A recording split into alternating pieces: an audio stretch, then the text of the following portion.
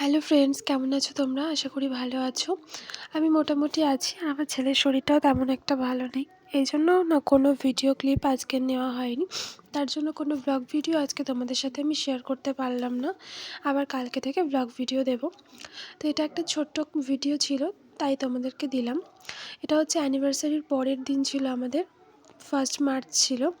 তো অ্যানিভার্সারিতে কোথাও তো একটা যেতে ইচ্ছা করছিল বা কিছু করতে ইচ্ছা করছিল। তো এখানে ঘুরতে যাওয়ার মতন কিচ্ছু কোনো জায়গাই নেই। তাই ভাবলাম একটু গঙ্গার ধার থেকে ঘুরে আসি। আর সাথে একটু রেস্টুরেন্টেও গেছিলাম, কারণ ওই রেস্টুরেন্টটা না পুকুন গেলে খুব খুশি হয়। অনেক রকমের লাইট দিয়ে সাজানো আছে, তো সেই জন্য। তার এই যে ছোট্ট ছোট্ট ভিডিও ক্লিপগুলো না আমি যখনই সুযোগ পাই তখনই আমার কাছে স্মৃতি হিসাবে ধরে রাখি। কেননা যখন আমার বর চলে যাবে কাজের জায়গায়, তখন না এগুলো একা একা শুয়ে শুয়ে ভিডিও বা ছবি সেগুলো বসে বসে দেখি, আর সেই স্মৃতিচারণ করি বসে বসে। যে এই সময়টা কী কথা বলেছিলাম, কী করেছিলাম, এগুলো না ভীষণ ভালো লাগে বা সময় কাটাতে অনেকটা সুবিধা হয় আর কি আমার। তো এই যে চলে এসেছিলাম গঙ্গার ধারে।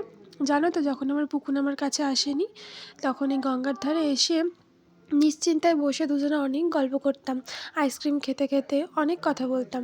কেননা তখন তো কোনো পিছুটান ছিল না, তাই এখন আর সেগুলো হয় না। তো এই যে রেস্টুরেন্টে চলে এসেছি, নিয়েছিলাম প্যান ফ্রাইড মোমো, বিরিয়ানি, আরও অনেক কিছু।